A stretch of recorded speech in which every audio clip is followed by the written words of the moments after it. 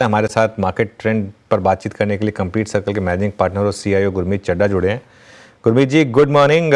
तो ये geopolitical tensions जिस तरीके से वापस अपना एक नेगेटिविटी दिखा रही हैं, क्या डिफेंस में वापस मौके बन रहे हैं? क्योंकि ये एक सेक्टर रहा है जिसमें काफ़ी पैसा बना है।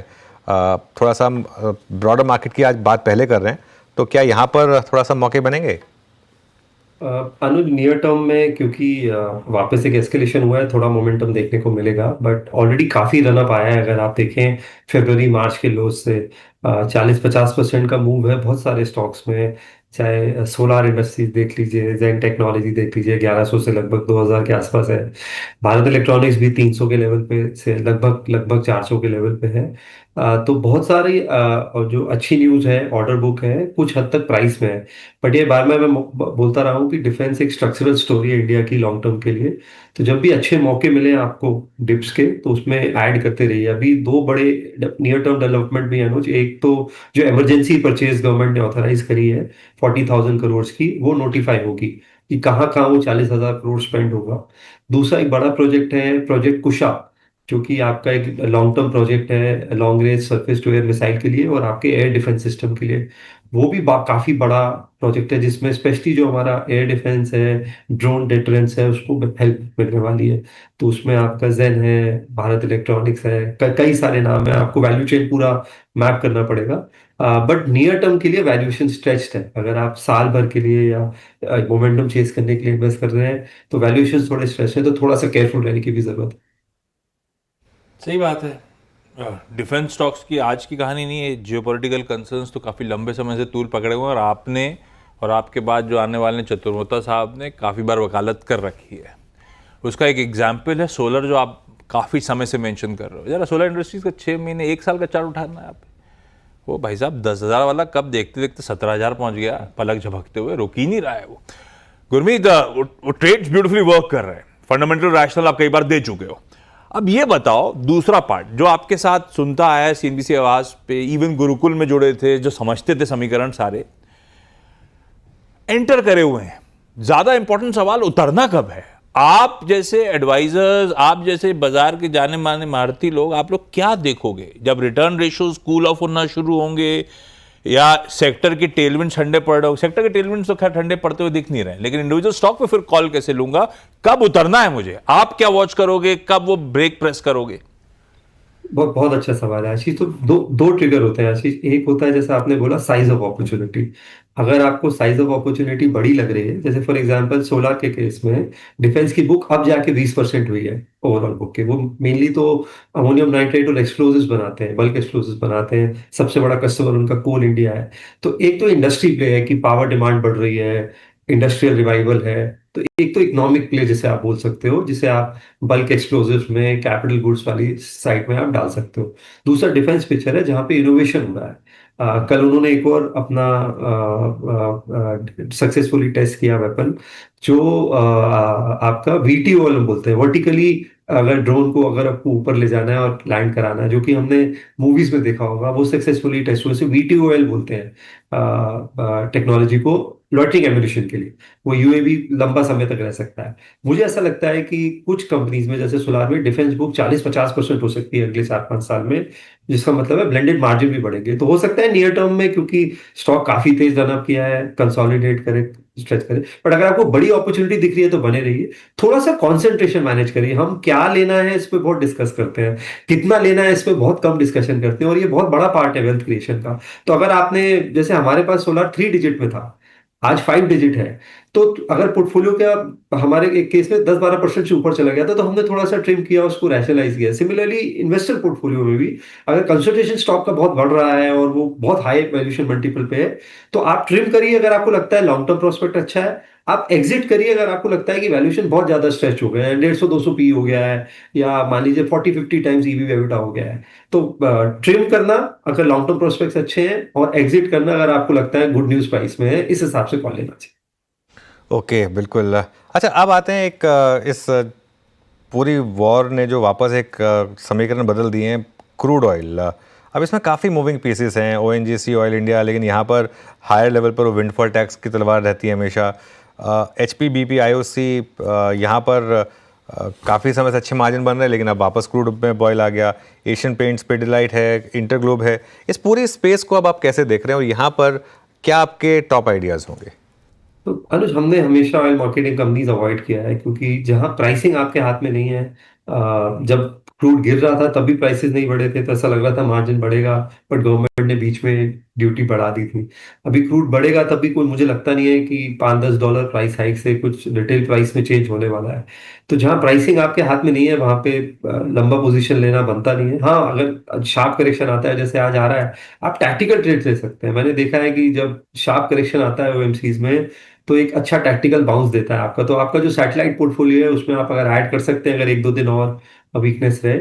ऑयल डेरिवेटिव्स में भी हम पेंट्स को लेके नेगेटिव रहे हैं काफी समय से, मैंने कई बार आपसे चर्चा की है, क्योंकि जब भी कोई नया डिसरप्टर आता है वो मार्जिन, और बिरला ओपस अगर आप देखें तो 4-5% मार्केट शेयर, जो इंडस्ट्री डेटा है वो बता रहा है, ले रहा है, उसका मार्जिन पे भी इम्पैक्ट है। तो हमने देखा एशियन पेंट्स 1 साल से 1.5 साल से स्ट्रगल कर रहा है। एक स्पेस जो मुझे अच्छी लगती है वो एयरलाइन स्पेस है, क्योंकि ये टेम्पररी है। जो अनफॉर्चुनेट इवेंट भी हुआ है कल, बस अब ये क्रूड में जो हुआ है, बट जो इंडिया का ट्रैवल स्टोरी है, कंजम्पशन बास्केट है, ये बहुत स्ट्रक्चरल है। बहुत नए ट्रैवलर्स आएंगे, existing travellers up the ladder जा रहे हैं, और ये डिस्क्रिशनरी कंजम्पशन का एक बहुत इंपॉर्टेंट प्ले है। तो मैं बायर होऊंगा एविएशन स्टॉक्स में, और बाकी स्पेसेस को अनुज में अवॉइड करूँ। एविएशन स्टॉक्स में से मेरे को लगता है वो कहना चाहते होंगे स्टॉक में, पर ठीक है, जनरिक करेंगे क्योंकि स्टॉक की बात नहीं कर रहे होंगे, है ना? ऐसा होगा ना गुरमीत? बिल्कुल बिल्कुल, इंटरग्लोब की बात कर रहा हूँ आशीष। अरे मैं आपके पिछले आंसर पे रुका हुआ था, अब वो जहन में घूम रहा है, तो मैंने कहा उसे बात, उसको फॉलो अप में ले लिया जाए। क्या लेना है, कितना लेना है, ये दोनों इंपॉर्टेंट है। अगर आज गुरमीत को मैं 100 रुपये देता हूं, आप उसे आइडियली, आपका आइडियल लोकेशन क्या है? इक्विटीज, डेट, और इवन वो प्रेशियस मेटल्स कैसे एलोकेट करोगे? रिस्क प्रोफाइल छोड़ देते हैं। तो आशीष, हमने चर्चा करी थी गुरुकुल के समय भी, कि मैंने बार बार बोला है कि ये साल बैलेंस्ड एलोकेशन का है। आपको बॉन्ड और कमोडिटीज में भी अच्छा पैसा बनेगा, तो रिस्क एडजस्टेड रिटर्न देखना चाहिए। मेरा ये मानना है, जो आरबीआई ने किया है पिछले हफ्ते रेट कट से और सीआरआर कट से, मैंने कैश रिजर्व रेशियो को 3% पे तो नहीं देखा, 4 के नीचे देखा ही नहीं अपने। हो सकता है मेरी मेमोरी अगर हो रही हो, मैंने नहीं देखा है। ये एक बहुत बड़ा शिफ्ट है, जहां इंडिया एक बोल्ड स्टेटमेंट दे रहा है कि हम अपना बैंकिंग सिस्टम अब ये देख के कि डॉलर इंडेक्स कहाँ है, यील्ड कहाँ है, 10 ईयर यूएस की नहीं चलाएंगे, डोमेस्टिक की ग्रोथ फोकस और इन्फ्लेशन डायनेमिक्स को देख के चलाएंगे। और फ्रंट लोड किया है इसको, और इसके कई इम्प्लीकेशंस हैं। और मैंने बहुत समय बाद 10 ईयर यूएस बॉन्ड और 10 वो निकल इंडियन गया बॉन्ड 2% का कैप देखा है। तो मुझे लगता है कि जो बॉन्ड्स हैं उसमें लॉन्ग डेटेड बॉन्ड्स में थोड़ा एक्सपोजर रहना चाहिए। तो मैं कहूंगा 70 इक्विटी, 20 लॉन्ग डेटेड बॉन्ड्स, और 10% गोल्ड, सिल्वर, प्रेशियस मेटल्स में होना चाहिए।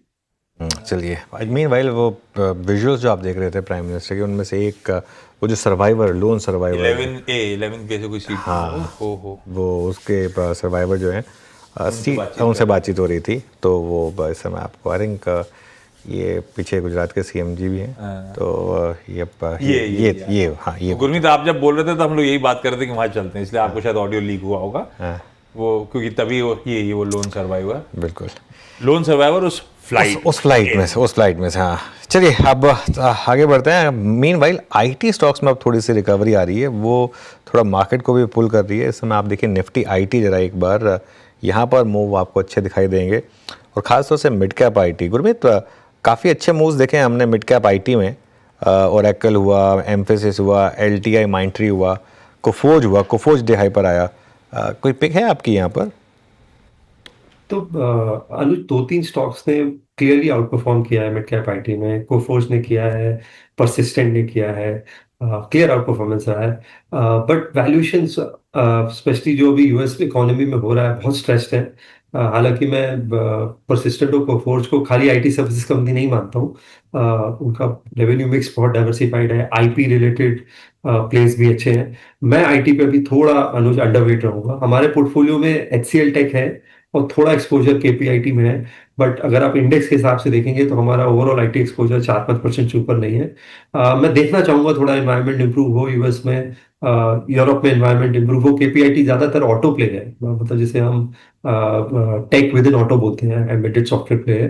तो हम आईटी पे थोड़ा सा न्यूट्रल है और अंडरवेट है। बट जैसे जैसे इकोनॉमिक रिकवरी आएगी ग्लोबली, बट एक बात मैं मानता हूँ कि अंडर ओन्ड है ये सेक्टर।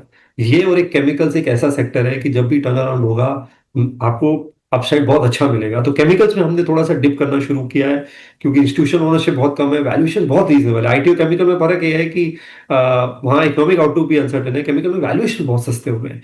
तो जब भी अपसाइड होगा तो ये हमारे लिए थोड़ा सा कॉन्ट्रा प्ले है, हम आगे जाके इसमें थोड़ा पोजीशन बढ़ाएंगे। अरे आपके लिए तो क्या लार्ज कैप क्या मिड कैप, आप लोग तो इंटेंसिव एक्सटेंसिव स्टडी सब करते होगे। जेनरिक आंसर, क्या ये आरबीआई की जो booster mega interesting surprising policy Friday को आई थी उसके बाद कुछ बदला है क्या आपने? क्या ऐसा है कि लार्ज कैप्स की तरफ रुझान बढ़ रहा है, ये इस समय हो रहा है क्या? आप लोग अगर नया पैसा डाल रहे हो, ज्यादा कन्विक्शन हमेशा ही रहेगा, ज्यादा कन्विक्शन लार्ज कैप्स में, लेकिन ऐसा हो रहा है कि मिड कैप से ज्यादा बेहतर हम लार्ज कैप्स को इस समय मान के चल रहे हैं, कुछ बदला क्या? नहीं, आरबीआई पॉलिसी की बात नहीं बदला है आशीष, थोड़ा सा वैल्यूएशन मैट्रिक्स चेंज हुए हैं, क्योंकि स्मॉल मिड कैप में बहुत तेजी आई एकदम से मई में स्पेशली। तो बहुत बहुत बहुत बहुत जगह स्टॉक्स 30-40% चल गए कुछ हफ्तों में। अगर आप देखिए कैपिटल मार्केट प्ले, आप देखिए सीडीएसएल देखिए या बीएससी देखिए या एसेट मैनेजमेंट कंपनीज देखिए, बहुत शार्प अपसाइड आया। जब एक्टिविटी डाउन हुई थी तब भी आया था। ये बहुत बीटा प्ले है विद इन फाइनेंशियल्स। तो यहाँ पे हम अब थोड़ा केयरफुल है और ऐड नहीं करेंगे, क्योंकि कैपिटल मार्केट जो प्ले है वैल्यूएशन स्ट्रेच हो जाता है। आप 60-70 का मल्टीपल देके अगर एक्सचेंज और डिपॉजिटरीज लेंगे तो नियर टर्म में डिसअपॉइंटमेंट होने वाला है। तो वहां थोड़ा हम अंडरवेट होके बैंक्स में जाता आ गए, क्योंकि बैंक्स में वैल्यूएशंस जो है रीजनेबल थे। लेकिन केमिकल्स में हमने स्मॉल कंपनीज भी उठाया है। तो एक कंपनी है जैसे जेजी केमिकल्स, जिंक डाइऑक्साइड में और जिंक रिसाइक्लिंग में है, early mid tin P multiple पे है, 160 करोड़ का कैश है। तो वहां पे हमने थोड़ा सा स्मॉल मिड कैप उठाया है। वाटर ट्रीटमेंट अगर आप देखेंगे, वहां पे small mid cap companies reasonable valuation पे है, तो वहां पे उठाया। तो फोकस वैल्यूएशंस पे और साइज ऑफ अपॉर्चुनिटी पे है, लार्ज मिड कैप पे इतना नहीं है। हाँ, रिलेटिव अपॉर्चुनिटी लार्ज कैप में सेफर ज्यादा लग रही है। अगर आप देखिए रेट कट के बाद से आईसीआईसीआई बैंक नीचे है, जो बेस्ट परफॉर्मिंग स्टॉक है बैंक निफ्टी का, तो आप डेफिनेटली ऐड करेंगे। फेडरल बैंक आपको एक बुक वैल्यू पे मिलेगा तो आप डेफिनेटली ऐड करेंगे। आईटीसी आपको 15-16 के पी मल्टीपल पे मिलेगा, और क्योंकि बैड ग्रुप बेच रहा है, स्टेक सप्लाई प्रेशर है, तो आप ऐड करेंगे 410, 15, 20 रुपए के लेवल पे। तो साइज ऑफ द अपॉर्चुनिटी और वैल्यूएशन है, लार्ज मिड कैप वैसा नहीं है। बट मैं अग्री करता हूँ, पोर्टफोलियो का बायस थोड़ा सा लार्ज कैप की तरफ ज्यादा हुआ है। बिल्कुल टाइप फीलिंग आ रही है। ये सब बातें होती थी वहां पे, आज रिपीट हो रही हैं, और ऊपर से गुरमीत के पीछे बैठे हैं चतुर्मोता साहब। Gurmeet, thank you so much जुड़ने के लिए। पूरा गुरुकुल